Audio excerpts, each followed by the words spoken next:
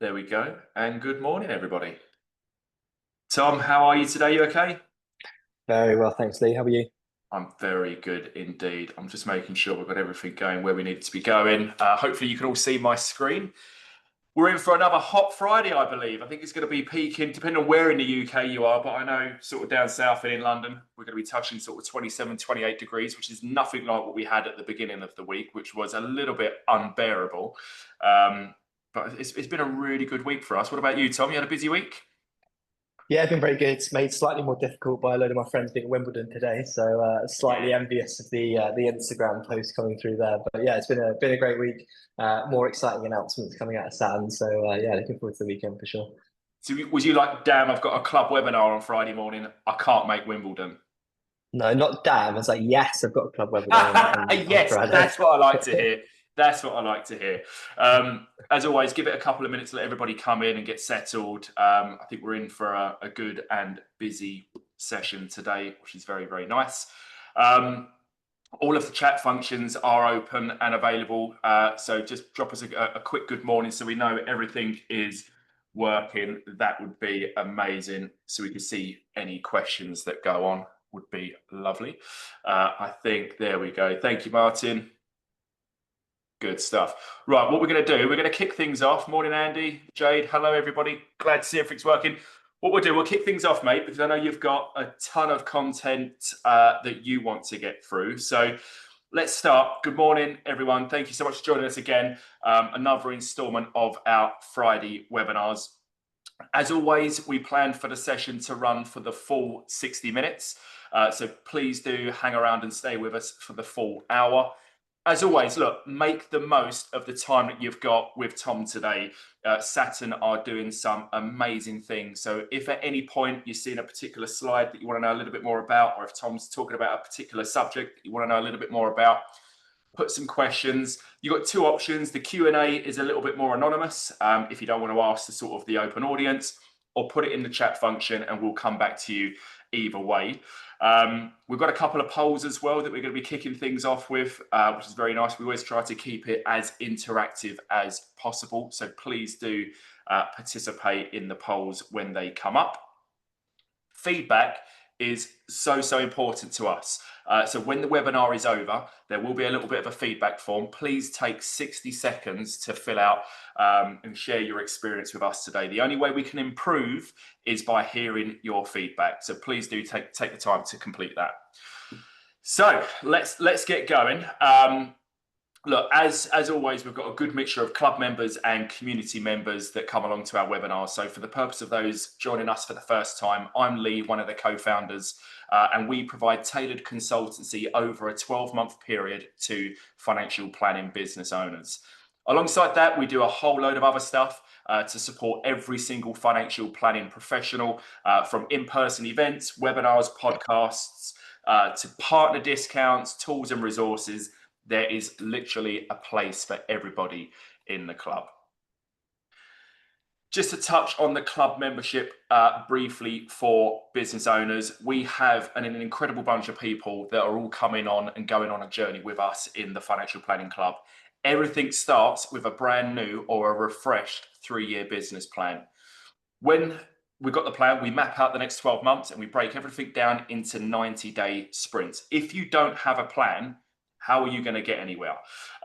Everything we do is focused around accountability and collaboration. So in a nutshell, if you're looking to shake things up and you want to take things to the next level, come along and have a chat with us.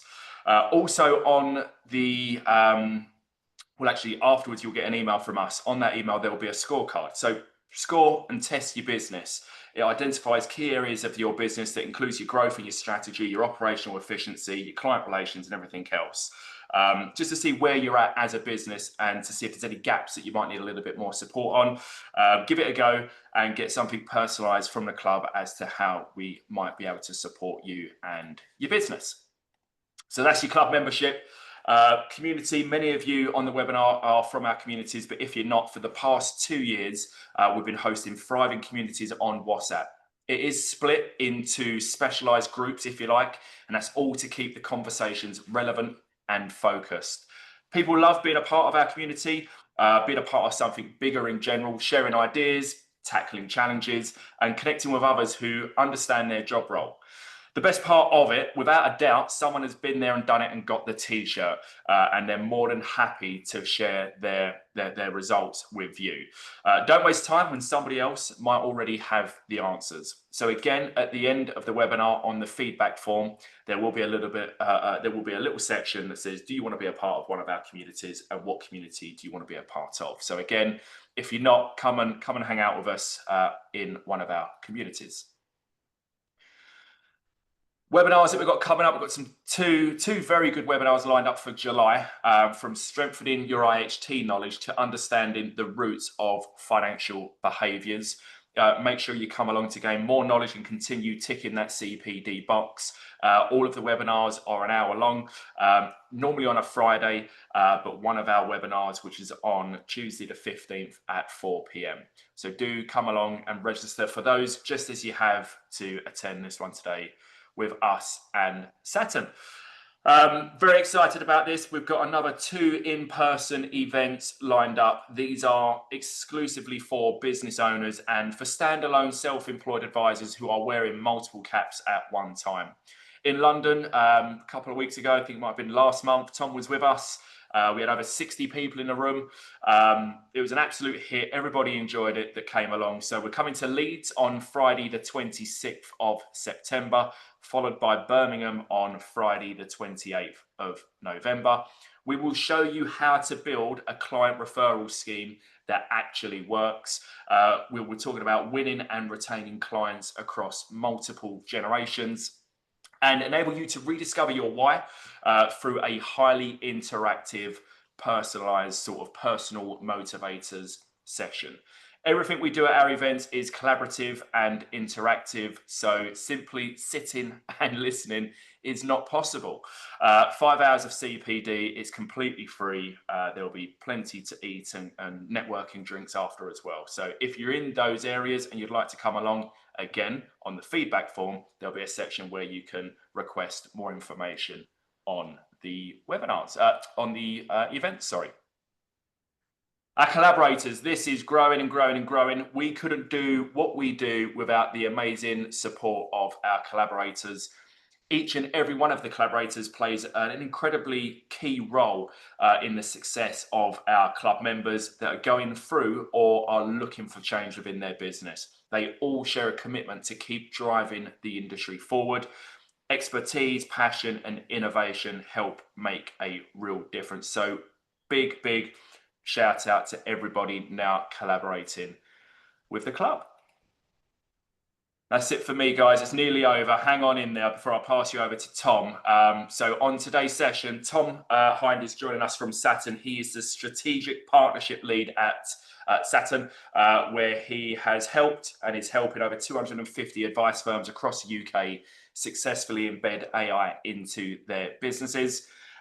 Expertise in enterprise level AI adoption and business transformation. You really do have to have your teeth in for this sentence, Tom. Jesus.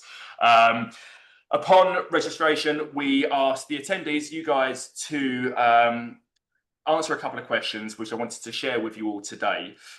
So people in the room are typically MDs and directors, advisors, and power planners. So people that are involved in that day-to-day and the operational side of a business. Top operational challenges is time, and we all feel the pain of time.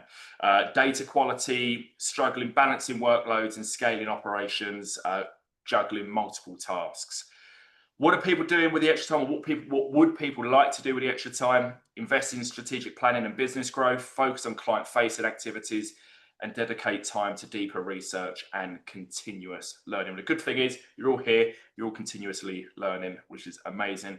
Is that a common theme, Tom, that you're seeing amongst the industry at the moment? What would you say to somebody in these situations? Yeah, very much so. Good morning, everyone. Firstly, huge thank you to the club for having me in this morning. Yeah, I really enjoyed the live event we did in London. I unfortunately missed out on the networking beers after, so I owe you a couple of drinks another time. Yeah, great to be here this morning. Yeah, really common themes. I think, unfortunately, with the amount of regulation that comes into the industry, things like consumer duty that come in, albeit kind of very well intentioned, what we're actually seeing, if you look at research, is that 3/4 of financial advisors are seeing less clients post Consumer Duty. And ultimately, it's because it takes so much time to actually document the advice that we're giving that we don't get as much time to be focused on delivering it. So I think, where we're very excited about in the kind of AI world is how do we start to chip away at some of these kind of more manual, slightly mundane tasks that we have to do in our day to day, and liberate humans from doing some of that stuff. So yeah, we'll talk a little bit about that this morning. It's the unknown for so many people as well. I was speaking to an advisor the other day, and they don't use AI in any way, shape, or form, not even to take meeting notes.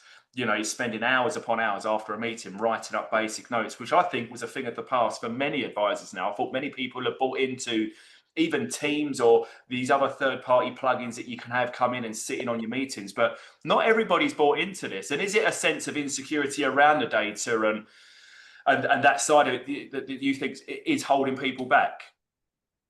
Yeah, I think it's a really interesting point because quite timely. Another club member, Dimensional, I did an event with them last month, I think it was. There's some people in the chat that I think were there. We talked a lot about the latest research study that Dimensional had done on what they call high performing firms, who are their kind of top 10% of firms they work with globally. 74% of them have implemented artificial intelligence. So even in that bracket, you could say it's quite a high number, but even within that bracket, there's still space to go before people are kind of really committing to, what is unsurprisingly what I think is an inevitable wave of coming into financial planning. Yeah. And when you actually dive into the statistics and kind of ask them why, firms tend to fall into one of two camps. One is kind of data security concerns, and we're not going to use AI because we don't either understand where the data is, or the providers we're speaking to don't have good enough evidence to kind of document where that data is. That's always for us a kind of first starting point. And later on in the webinar today, I'll start to talk about a bit of a framework for thinking about how you can implement artificial intelligence. And the other side to it is leading off from that framework, kind of, it sounds great, but so what? Like, what can it actually do for me? Like, how do I take, the flashy things that ChatGPT can do, or driverless cars in San Francisco, or whatever it's going to be on the AI world, and actually bring it into my day-to-day world to see how it can make an impact of me as a paraplanner, or me as an advisor, or me in compliance. And that's one of the roles that I and my team try to fill, is how do we actually make this more relevant to you? And the last point before I stop this monologue, Lee, was on kind of job security, really. I mean, people are concerned about it, right? Like, if you're, an administrator, paraplanner, and you look at the kind of time you spent in your week, a lot of it is kind of manual data entry. And again, I'll come back to this because we did a really good workshop with paraplanners in the room and kind of asked them lots of questions about, like, what do you actually enjoy doing in your day-to-day job, and what's the stuff you don't like doing? And what's really exciting, I think, is actually a lot of the stuff that people don't like doing is where AI is focused. Like, AI is going to be better, and already is way better than I will ever be at going updating Intelligent Office or something like that, right? So let's let the AI do that stuff, and let's let the humans focus on the feedback points you've got here, which is very much human focused stuff, right? It's client focusing activity, it's personal development. Like, these are all really exciting opportunities when we can move away from the kind of manual, mundane stuff we have to do on a daily basis. This is it. And again, it goes back to the unknown, isn't it? When AI first come to the market, there was that scaremongering feeling that this is going to replace us. Nobody quite knew to the extent of what role AI would play in anyone's business, in anyone's industry, but it's not replacing you. It's just enhancing what you can actually do as a person that AI will never be able to step in and do. But look, with that, it's a good point. And just quickly need to finish off that kind of discussion. I think, what's really important there is that people aren't thinking of AI as some kind of like silver bullet magic solution that's going to come and solve all of my problems. Like, it's a work in progress, right? It's getting better exponentially quickly, but it's still not perfect. And so we need to work collaboratively with the AI to understand that, it's not going to be perfect all the time. It takes training to be able to get it to the point where we want it to be. But the beauty is in that, right? The personalization that can come from that. Like, AI it's not a computer. We're not talking about zeros and ones and binary outcomes here. We're thinking about kind of more lateral thinking and reasoning. And there's going to be discrepancies in that. Yeah, absolutely. Absolutely. Right. Well, I'll stop sharing. Over to you, sir. Looking forward to seeing what you're going to deliver for the audience today. Cool. Just give us a shout when you can see this, Lee. Yep, we are live. Perfect. I can't see the chat, so if you could keep on top of the chat and just give us a shout if any questions come through. All I'm over it. super keen Don't to. bombard me, guys. All right, I'm a one man band. Only joking. Fire away as many questions as you like. We've got Yeah, this. I'm really keen to make these sessions as kind of interactive and collaborative as possible. Lovely. Beyond kind of being sick of the sound of my voice on a Friday because I've been talking for 4 days straight. I think people get a lot more out of that when you can kind of interact. So yeah, please do jump in with questions. Bombard Lee as much as humanly possible, and you can jump in with questions when they come up. And as Lee mentioned, we've got a couple of polls as we go through this. So really keen to get some insights from everyone on the call this morning. So Definitely. quick introduction into me, and then we'll come straight into the webinar kind of content today. So as Lee mentioned, I'm Tom. I'm head of the strategic partnership team here at Saturn.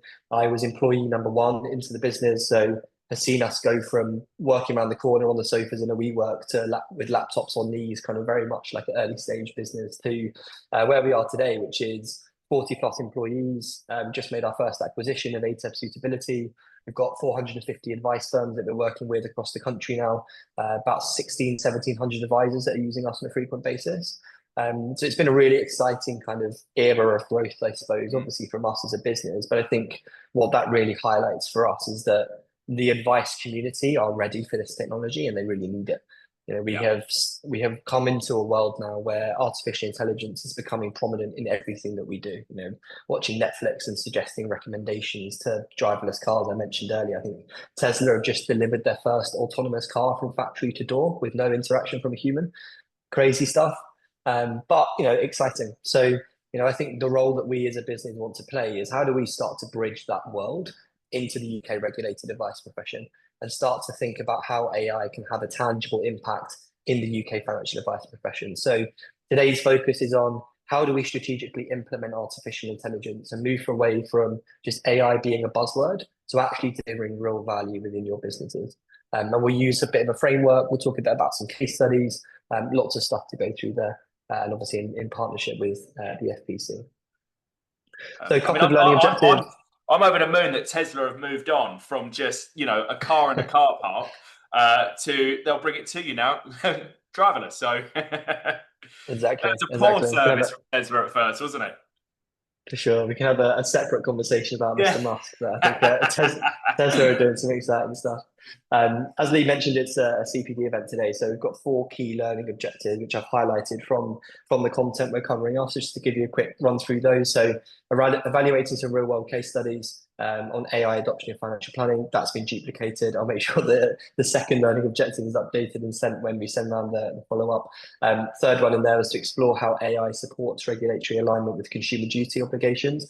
I think that's a really interesting one. There's a lot of discussion around speed and efficiency with AI. And I think actually there's a really interesting compliance angle here. Things like meeting note transcription can help advisors do things quickly and follow up from meetings, but actually it's giving you a far more detailed look into that meeting that you've done with the client, both from a kind of fact find style discussion, but also being able to flag up things like vulnerabilities in client conversations automatically.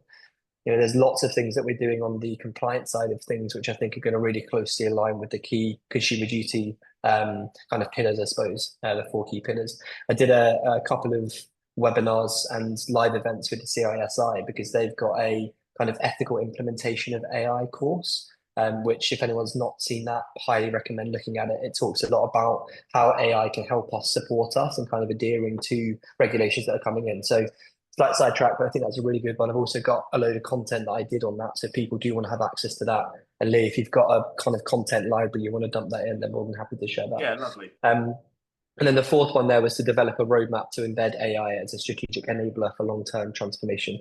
So what I want to do towards the end of the session is to actually start giving businesses a proper framework for implementing this technology.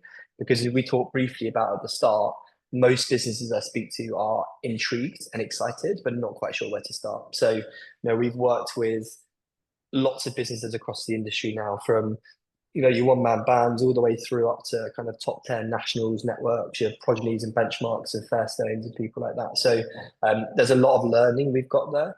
And I think the benefit for people that haven't implemented AI yet is that we can start to share that learning with you. And obviously for those that have implemented AI, you've been on that journey with us of discovery as we kind of build this hopefully exciting future financial planning together.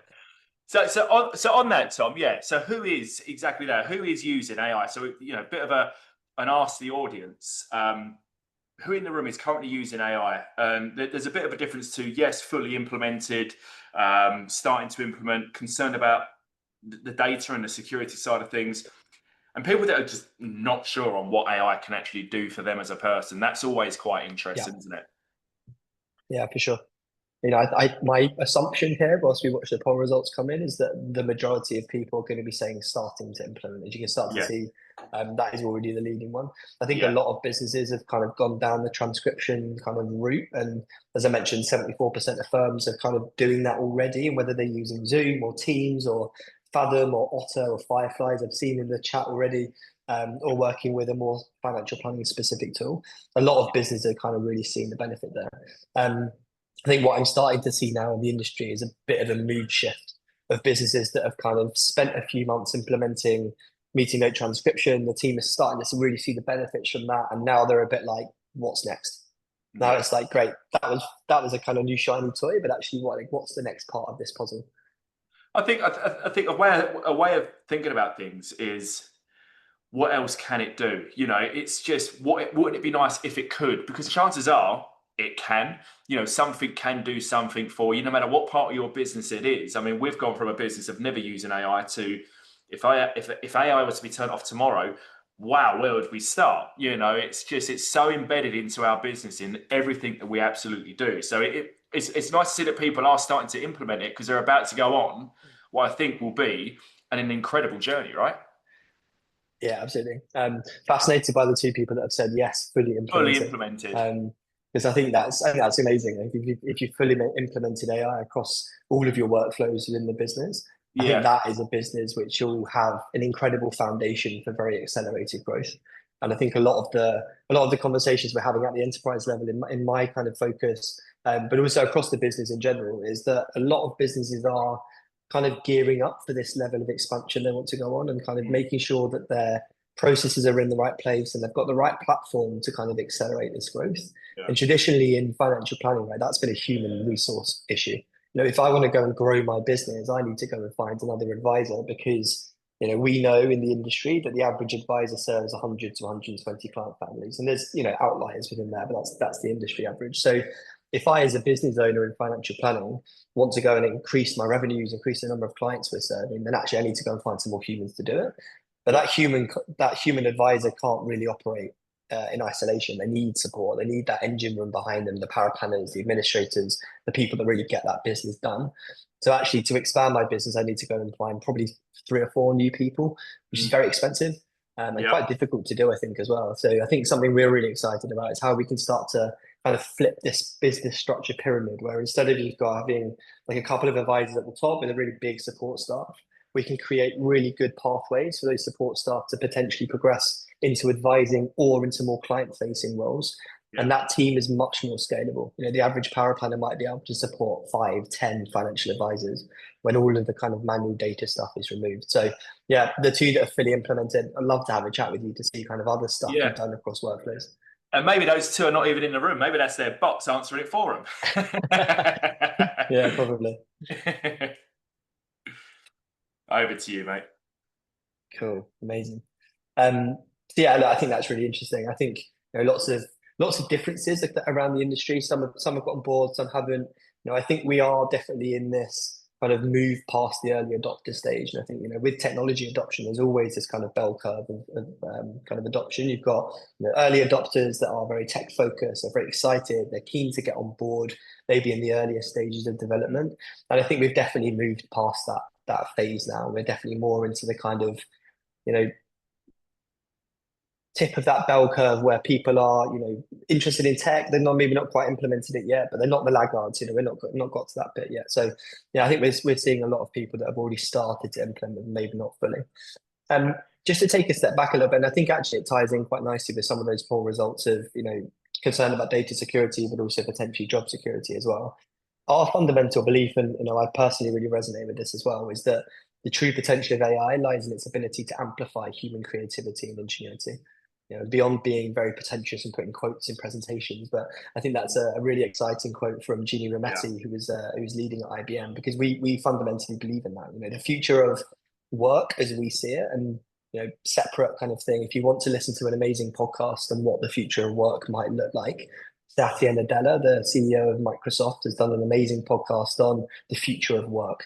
And he starts to think about and talk for a couple of hours, if you've got a long drive or something, about what the future of work might be and how artificial intelligence is going to support humans to amplify the creativity that we can do. So what we mean by this is, let's start to look at the day-to-day activities of the human in the financial advice process, and pick on a financial advisor to start. Artificial intelligence should be used to leverage the creative part of their job. And the creative part of the job, as I see it in the planner, is the relationship they build with clients. That is really the skill of a financial advisor, is the emotional intelligence that they have as human beings, the ability to forge these very long, trustworthy relationships with people, where they can actually start to work with those individuals and families towards goals and objectives. It's not the hours you spend preparing for meetings. It's not the typing up of meeting notes afterwards, and it's not the updating of CRM systems after that. That's the stuff that AI should be focused on doing. And then you start to think about paraplanners, and I'll come back to paraplanners in a second because we did quite an interesting research piece on this. But I think this really sets the scene for the talk this morning of artificial intelligence being focused on amplifying human creativity and ingenuity. And I think when you start to phrase it like that, people internally in your business will start to come on board on this journey to think, actually, I don't like doing this. Can AI do that for me? I really like doing this. Let's focus more on that. And I think that's a really interesting conversation. Absolutely. The key thing that I want to do today as well is to start a lot more, or talk a lot more about the fact that I think this is a real operational transformation within businesses. We quite often will get individuals reaching out to us from firms to say, okay, I want to explore what AI can do for me. And actually, where we've seen that sometimes cause issues is that you get some people running ahead further than others in the business. I think what you need to do is to really create this culture of change within companies, so everyone is very bought into what the strategic objectives of that company are, to ensure that we are all working together to do that. So identifying those objectives within the business and sharing those with the team, I think, is really, really key. But this diagram here creates a bit of a structure as to how we think technology should be implemented. So we should always start with people. Let's make sure we have the right people in the right roles engaged in the right conversations. Operations teams are driving a lot of these changes in the businesses that we work with because they have oversight and exposure to the full advice process. So ensure you have the right people engaged in that, and then ultimately make sure your processes are super slick. Because if you start to feed artificial intelligence into a process which is broken or isn't the most efficient, ultimately you're going to get very bad outputs. So we always think about using the right people, creating the right processes, and then basically injecting AI into that to enhance that process itself.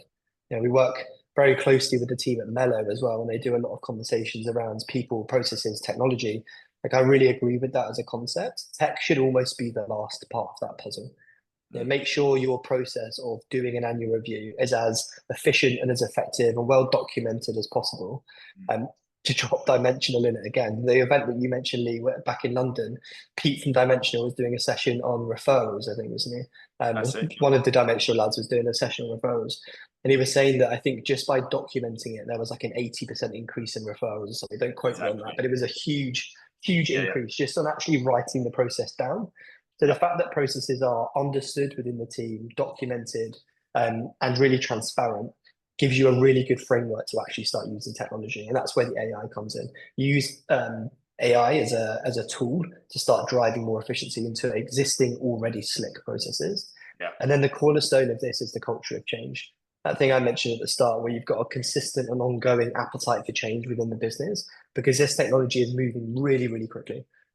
We are every day getting updates from our product team of new models that have been released or new updates that's come into systems. One really good example is Gemini, one of the large language models that people probably would have heard of, was really bad at document extraction a few weeks ago. They've done the latest update. It's now significantly the best in the market. So you need to be ready that this technology is going to move super quickly, and the team need to be on board with that as well. So I think that people, processes, tech, culture of change is a really good way of approaching this internally. And ultimately, like, why do I think AI is important in financial advice today? Like, I really strongly believe there's never been a better time to work in financial advice. I think there's an amazing opportunity to, drive the power of financial planning that we on this session today would all really strongly believe in into the general public. We have a elderly population. We have this huge cascade of wealth that's coming down between generations. And we have a financial advice industry that is very ready to kind of work with people to adopt that. But ultimately, we're kind of at capacity constraints. And that for me is where AI is going to be the bridge between the general public that want advice. And there's an estimated 8 million adults in the country that have the means to invest and the appetite to invest, but don't have an advisor. There's huge opportunities out there. So, I think, again, this culture of change, when you're talking to your employees about why we're doing this, it's not about replacing people. It's about creating the existing people's opportunity to serve more people. And us as a business, that is our sole focus. We want financial advice to be more accessible. We want to reduce the cost to serve. And collaborating with advice businesses that are on that same journey is really exciting. Our number one goal is to help 1 billion people globally get financial advice. It's a massive number. It's probably very far-fetched, but it's a very exciting journey, and we're kind of very much at the start of it.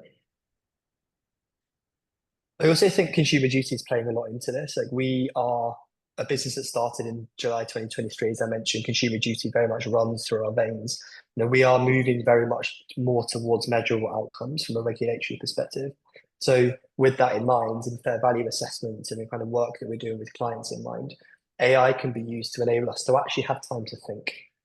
I think a lot of the businesses that I work with are working so hard in their business, they're not really able to work on it. And the capacity that we start to give businesses might enable us to rethink the way that advice is being delivered. And rather than this kind of standard once a year annual review kind of process, which is fairly reactionary, I personally think in the next few years, we'll see a shift towards proactive advice, where we're being able to be on the front foot with clients because we have visibility over things that are happening in their personal lives, their work lives, everything like that. And we can actually start to help them because ultimately clients don't necessarily know when a key event means that their financial plan is no longer relevant, right? So advisors need to be able to have that visibility, and AI is going to give us that. In the market today, I think this is the main cause for inefficiency. So we have very fragmented data. Most businesses I work with have had to create these kind of patchwork quilts of tech to enable them to give the advice they want, right? So not picking on any CRMs in particular, but just to use some key names, I think, like Intelligent Office, 55% of the advice community use Intelligent Office as a CRM. So let's start there. IO, great system for things like fee reconciliation. A lot of advisors I work with don't love it for the personal finance portal, so they might try and look for another solution, something like a money info or something like that to do a portal. They don't necessarily love the cash flow planning through Intelligent Office. They might go and look for Voyant or Cash Calc. They're looking for a risk profiling tool now because it's obviously very prominent in regulations. So we use a dynamic planner or a Philometrica or something. And ultimately what we're doing is creating more and more fragmented data. And really what we've done is to look at tactical problems within our advice processes and find individual solutions for those. Where we think real efficiency can be driven is when you start to join these dots together and you have systems that will either seamlessly integrate, and we probably all know how difficult the integrations have been in the tech world. But I think AI is going to find solutions for that. There's lots of things we're working on in the background to improve the data transmission between different systems. Or to create solutions where you've got data centralized into other areas. So a lot of the big enterprise businesses that we're working right now are rethinking the way that they control their data. And I would position Saturn very much as a data partner as much as an AI partner. Now, how do we work to improve the access and transparency to good, high quality data? And therefore we can centralize that data into one space. Everyone loves talking about single sources of truth right now. How do we create these single sources of truth? So we start by improving data integrity. How do we improve the quality of data within these existing systems as a start point? So things like meeting note transcription, as an example, a lot of advisors are using those because A, they don't want to write meeting notes, B, they want to focus on a client conversation. But I would say actually the real benefit there is that you have very high quality, very detailed, and importantly, uniform data coming out of every advice meeting we're doing. Consistency and reliability of data creates super effective processes, which artificial intelligence can then power. The other data source we see a lot is provider statements, right? Seeding scheme information that Aviva might send us on a pension statement, which looks completely different to a Royal London pension statement. So my administrator spends 3 hours of their day looking at the differences and kind of identifying the gaps in there. And that leads us into the LOA process, right? So there's lots of other systems out there, for admin, re-LOA as well. Very timely if you've seen the announcements from us that Gary's joined us from re-LOA. Just to plug that one in there quickly. But ultimately, all of those systems are improving data by giving people the ability to just dump data into a system and let AI extract it. I mentioned Gemini earlier. It's very, very accurate at taking information out of documents and being able to join these different data sources together. Ultimately, what we want to do is to work with businesses to create scalable advice models where we've got slick onboarding, slick review processes, slick suitability processes, and we can reduce the time it takes to deliver advice. It might take 4 to 6 weeks to do a recommendation. Imagine a world where that can take 4 to 6 days. That's not impossible. Interestingly, on that, Tom, we run a survey within the power planner community, and we asked the power planners, what one thing would you change in your role, or if you had a magic wand, what was the one thing you'd change? And interestingly, advisor was the most used word within that survey. Not that they want to get rid of the advisors themselves, but I think it's the information that they gather from the advisors, the lack of it, or like getting blood out of a stone, just not getting everything that they need from an advisor to do good by the client side of things. So that's where your meeting notes and your AI can really slot in and just remove that burden away from the advisor passing over to the power planner, and the power planner having almost instant access to everything they need in one big document, but also being able to talk to it and summarize what they need when they need it, right? Yeah, exactly. And I think, some advisors are amazing at meeting notes and they write, War and 100%. Peace, and it gives the power planner a lot of information, but it takes a lot of time. And the other end of that spectrum is the advisor that has a handwritten note and gives it to the power planner, and the power planner's a bit like, what do you want me to do with that? Yeah. But ultimately, we don't want to focus on improving the way that advisors write notes. We want them to be focused on being out on the road with clients, right? So let's use AI to look at a pain point, i.e. the consistency of data that comes out of meetings, and use AI to solve that problem. So it's a great segue onto this slide, actually, because we do a lot of work with power planners, actually spending time sat next to them, doing a report process, trying to understand exactly where the pain is in that. Like we are a tech provider, right? I'm a qualified advisor, but we are tech providers. We need to work closely with the industry to understand where the pain is. When they speak to power planners, this is a kind of standard time frame that they tell us it will take to do a kind of recommendation, a simple recommendation. Most of the time is actually in the front end here where they're just data gathering. They've been told they need to do a fund switch or something, and they're able to go and collect all of this information from that previous slide and all these different areas. And that might take 6 to 8 hours, let's say, sometimes more, sometimes less. The middle piece of that then is once I've got all of this data, I now need to go and do all the analysis and the technical research. And that's what power planners tell us they love doing. It's the creative part of their stuff. Like actually that's where it's exciting. I can see where this client is today and where I want their retirement to be. Like, how do we unlock that as a path? And then we kind of take that work and put it into a report, of which we're not quite sure if the client reads or not, right? Like they trust the advisor, get on with it is a very common thing we hear. So what we want to do is to remove this data gathering piece and remove this report writing piece so the power planner can focus on the analysis and technical. And that's where that scalability that I mentioned at the start really comes from. So I think we had another poll we were going to do now, Lee, weren't we? Which was for those on the webinar this morning, like what is the biggest time drain within your processes? And there's four different options on the screen. What I'd also like to see is if the option's not on the screen, pop it in the chat function as well. We'll talk about that as well. So if it's not there, let us know your thoughts in the chat. But I thought this would be quite divided. Tom, did you? Yeah, I did. Yeah, much more than the first poll. Yeah. It's also. I mean, if we had kind of more time, we could break that down as to like what the role of people is and what their answer is. Because the answer from an advisor versus a business owner versus an administrator versus a power planner is going to be very different here as well. Very different. And I can imagine those two people at the beginning that had fully integrated AI. I can imagine they're not even participating in this poll. They're just sitting back and look at you lot struggle. They've answered, to be fair. They've got 100% answered, and they've ticked one of those. So it could still be the annual review process, right? I think 70-80% of I think advice work is in the review letter, and a lot of that is for clients that are on track. So a lot of businesses I speak to, when we talk about kind of problem areas in their business, they say, well, look, a lot of my team are kind of not stuck, but focused on annual reviews, which is not really a value add to the existing client because we're just confirming everything they've told you. Nothing's changed. You're on track. Great. Let's catch up another time. Yeah. But actually, if we can automate that process or augment that process as much as possible, reduce that down to as short a time frame as possible whilst being compliant, then that capacity can focus on other areas. Yeah, and Sarah's added in the comments that it's the suitability reports that are a big time drain for her and her business. Gina's mentioned it's in between the manual data entry and the LOAs. So it's a combination of depends on whether administrators or power planners are having to deal with LOAs and data harvesting. Yeah, absolutely. Yeah, 100%.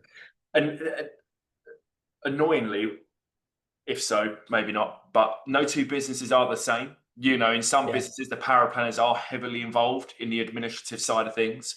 And some business, the power planners they're not getting involved in any type of that work.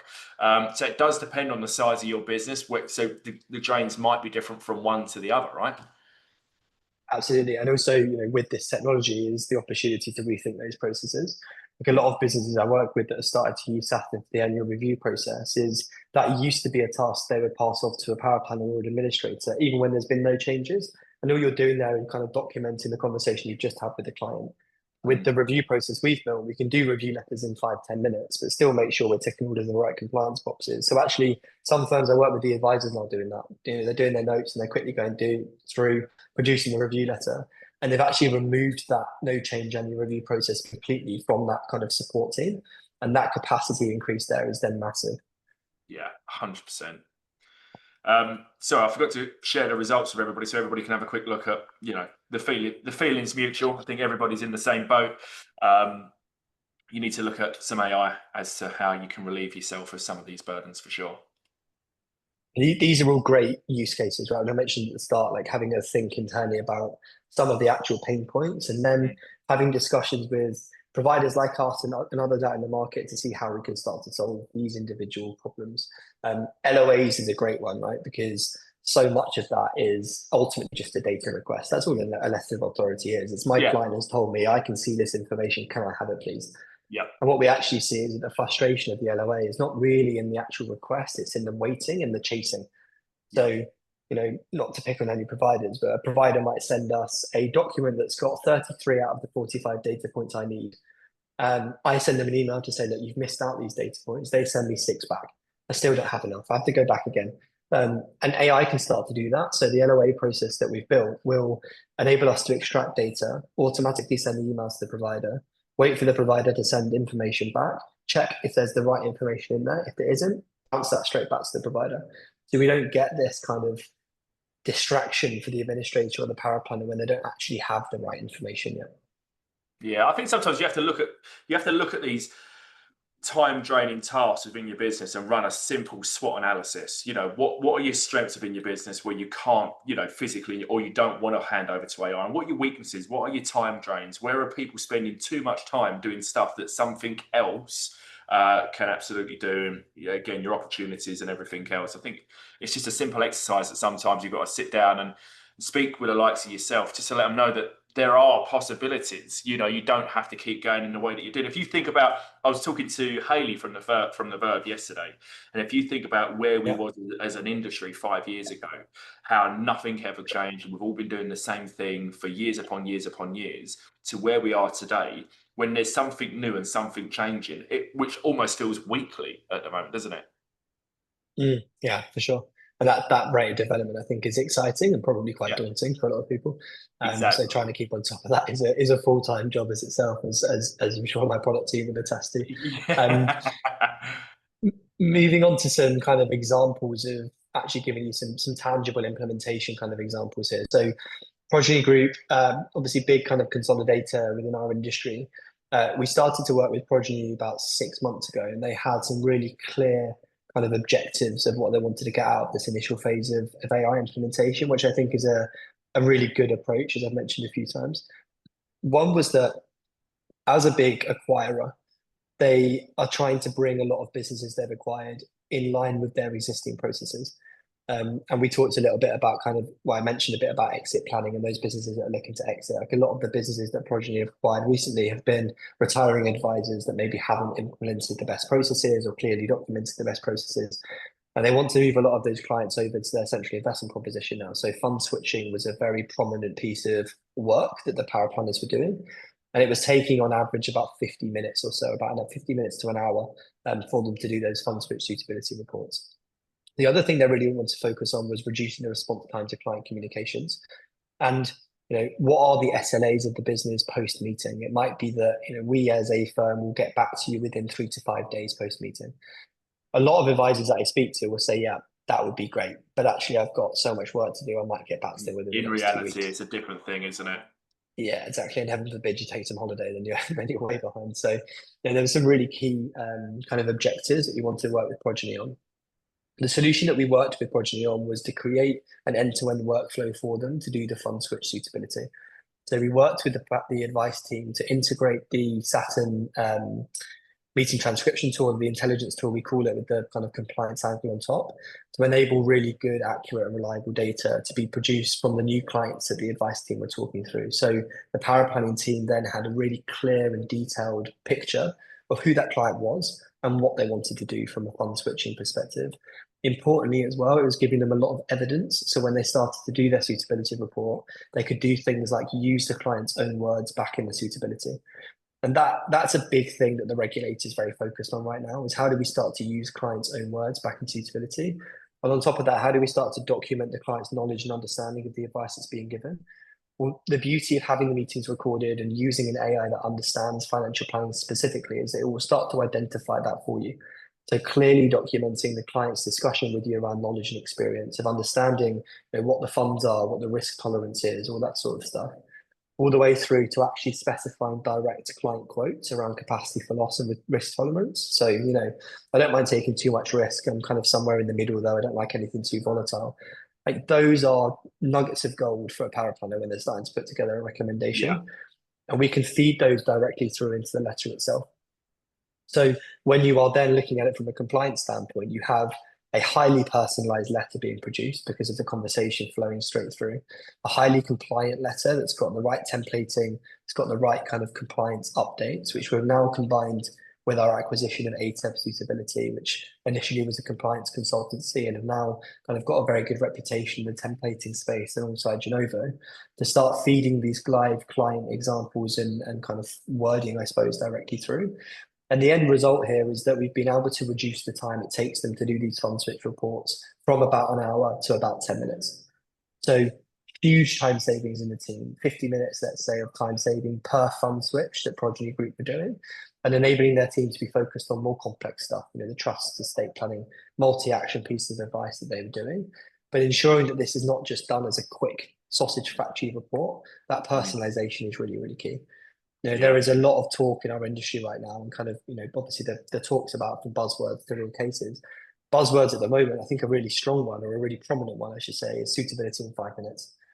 And I think actually that's quite concerning. When I speak to compliance teams, they're like, I don't want to do suitability in 5 minutes. That sounds like a big risk. So it might be great for the administrator or the power planner or the advisor when I can quickly communicate, but the compliance teams are, having sleepless nights when we start to do suitability in 5 minutes. But what we need to do is ensure that the compliance team are part of this process. And we can do things like creating templates that will automatically update overnight if regulations change, to ensure that those templates, remain compliant at all time. So we will talk a lot more about cadence rather than just speed, because we want to do things with the right intent, or velocity as well, doing things with intent and speed, but also direction. Yeah, makes sense. So we've had a question come in from Kevin, which is a fair point. Do you feel that AI tools don't necessarily help to train and develop employees anymore, because they're not doing certain jobs anymore, are they? Really, these employees. So, what's your take on it? I mean, from a recruitment perspective, we are seeing more and more on job specs and requirements now the understanding of AI, where I can't remember, tell you the exact number, but the percentage on an AI requirement or an AI understanding or knowledge on job specs is literally going through the roof at the moment. But what's your take on that?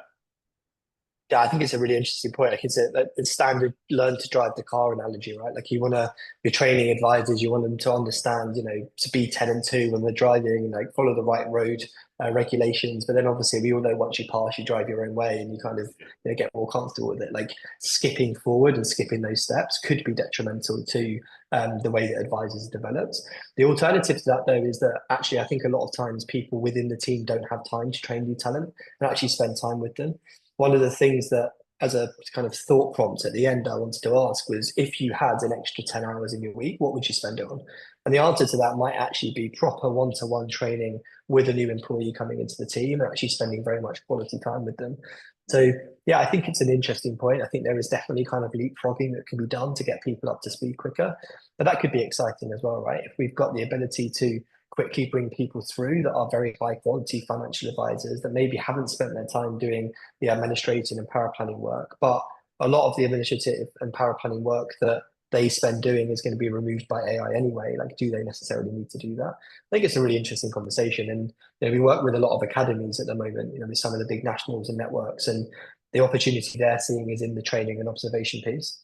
When a new advisor is getting up and running, being able to take the stabilizers off a bit quicker and know that the compliance team still have oversight into the conversation that's being had and use AI to basically critique them back.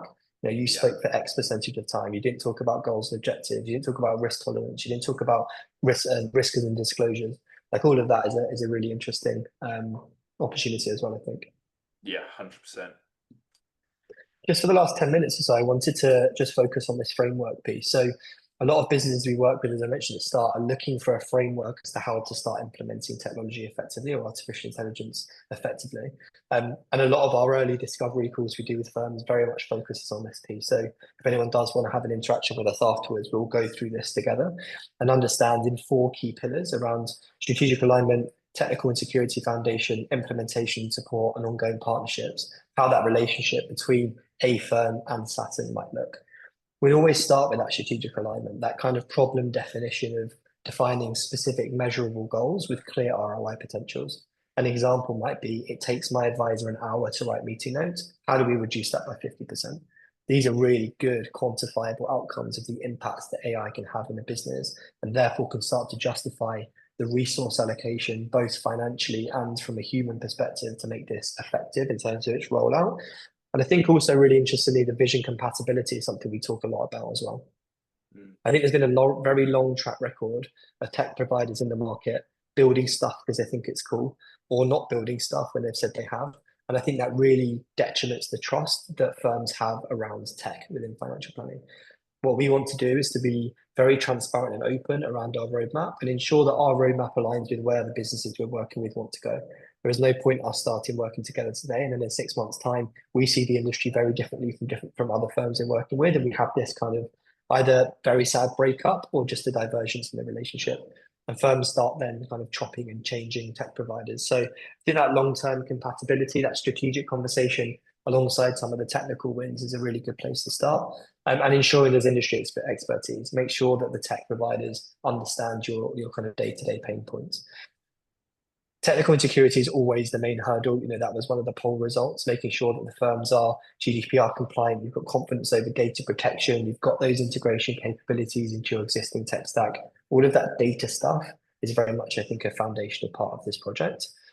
The second part of this is how do we successfully implement? And then what does the ongoing partnership look like? This should not be a plug and play kind of technology where you just give the team access, give them logins, let them play around with it and crack on. There should be a very carefully thought through implementation plan to ensure there is first a trial and a pilot. So there's actually benefit being delivered against those strategic objectives. There is always the human in the loop design where the human is the centerpiece of this puzzle and ensuring there's a constant feedback. And then what is training and adoption like?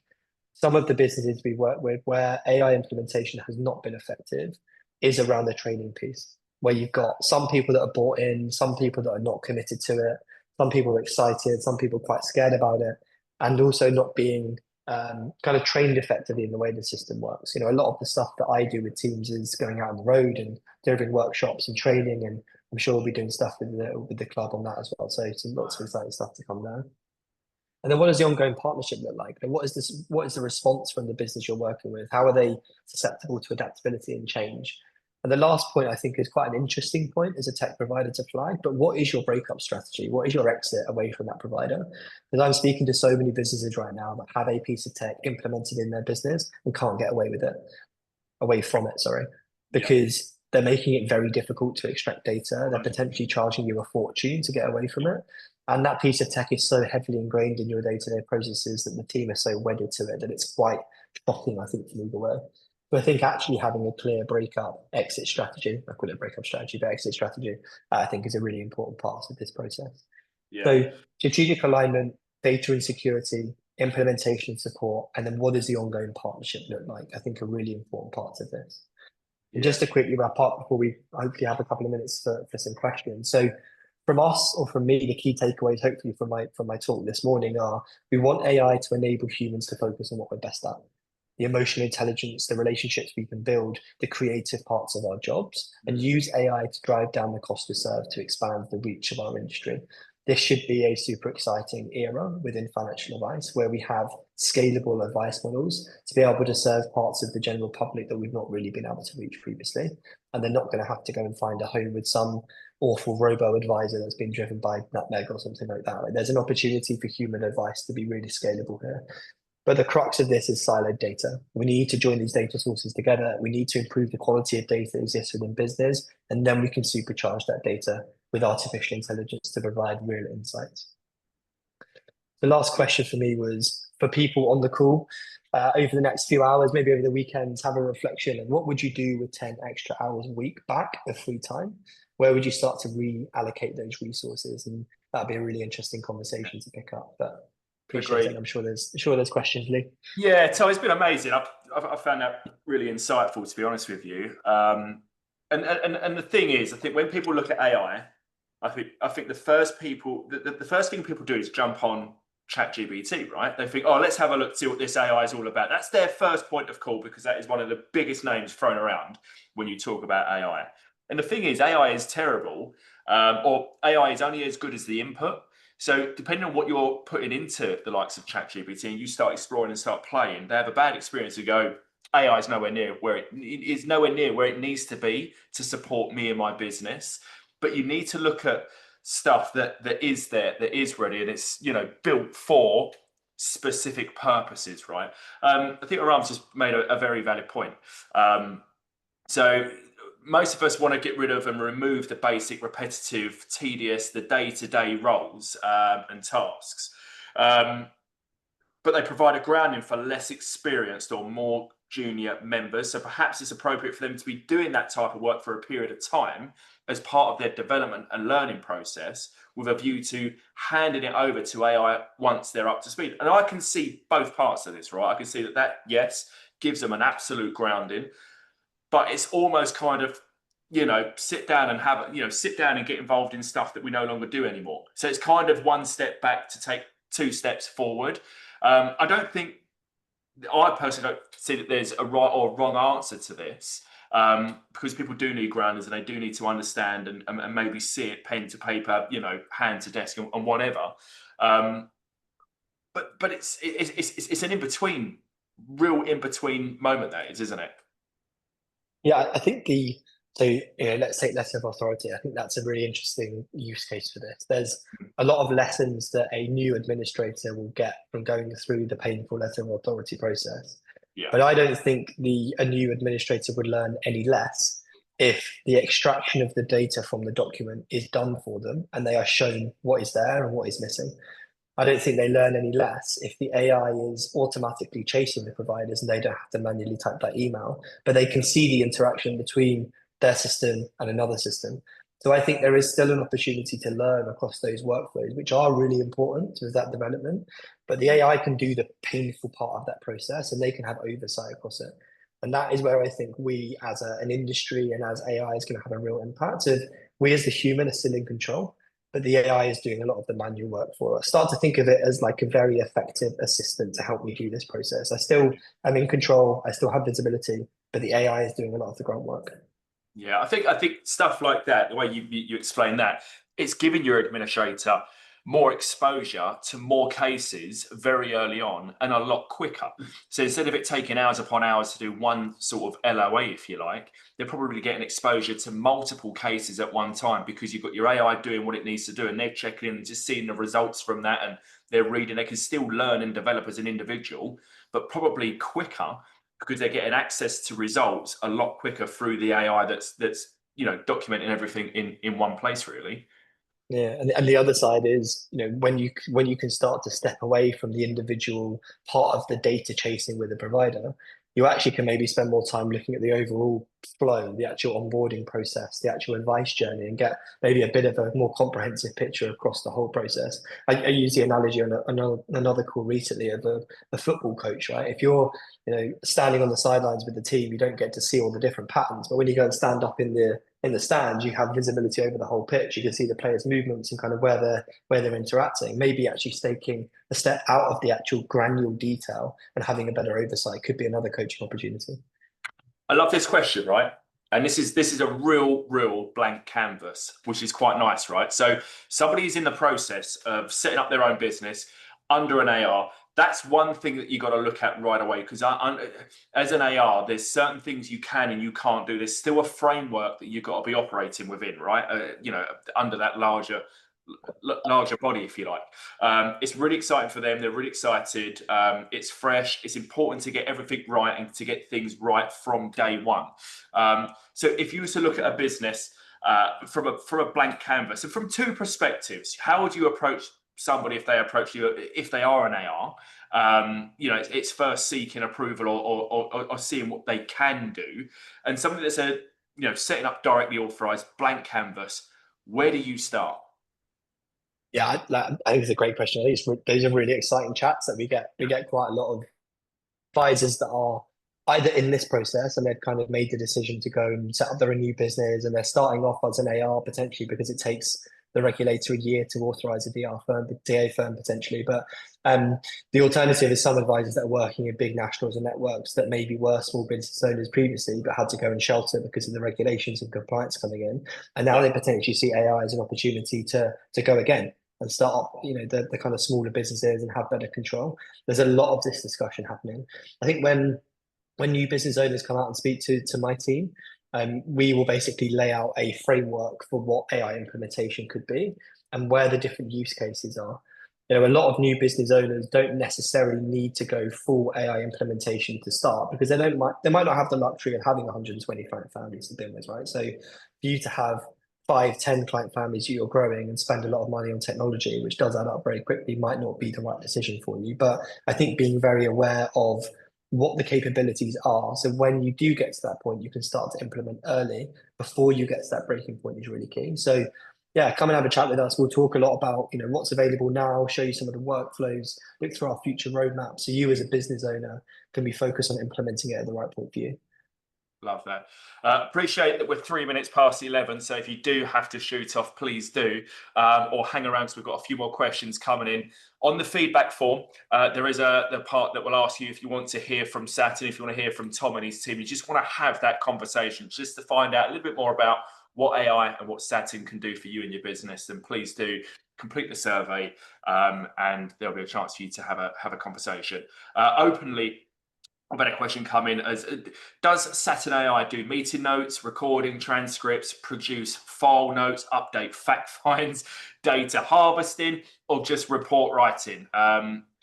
We've got a cost question as well, per advisor, planner, per firm, whatever that may be. Cool. Are you happy to answer that one, Tom? Yeah, absolutely. So so all of those points, so meeting notes, transcripts, file notes, fact finds, data, so all of those. So we see report writing being done by unlocking those key points before it. To be able to do a review letter, a suitability letter really effectively, we need those data sources to be available. So we have created meeting intelligence tool, which does the recording, the transcripts, the vulnerability detection. We're building the integrations with the CRMs to be able to update fact finds automatically. And we're launching our own fact find, which will make that integration piece easier. But firms will also be able to use Saturn's fact find. Data harvesting from our data extraction tool will work in two ways. One is the LOA process. So we have built and are just about to launch on Monday, and exclusive for the call here, on Monday, a new LOA workflow. And document extraction is a key part of that process. The other way document extraction is used is when we're preparing for report writing, that data gathering exercise that I mentioned at the start. So being able to drag and drop documents into one area, all of those things are currently available through Saturn. So meeting note transcription, letters of authority, annual review letters, more simplified suitability around fund switches, top-ups, withdrawals, platform switches are all available. The next phase is going to be focused on compliance. So compliance file checks, which becomes much easier when you have transparency around data, plus training and observations, which is something we've launched previously, but we're rebuilding currently. So all of those are available, George. Love to explore those with you. Costing wise, we break this down into different modules. So meeting note transcription is part of our data capture system that, as a standard off the shelf, is £100 plus VAT per advisor per month. Obviously, we work with big businesses where there's kind of economy scale at play there. So I'm more than happy to discuss kind of bespoke pricing around that. And then letter generation depends on the firm's size, depends on the types of templates, depends on the volume, depends on the number of employees that are in there. I would say as a guide, it's somewhere around £200 to £300 per month per advisor. But we always do letter generation as a firm because I think it's a really key part of operational transformation rather than just a power planner that wants some help. Yeah, absolutely. Just want to check in. Is there any other questions before people want to make a move? Maybe get an early Friday. Maybe finish off a couple of meetings. It's been great. It's been a really good, insightful session, Tom. Thank you again for your time. People are still hanging around. If you're hanging around, have you switched off? Have you fell asleep? Or are we still in the background? Can you hear us?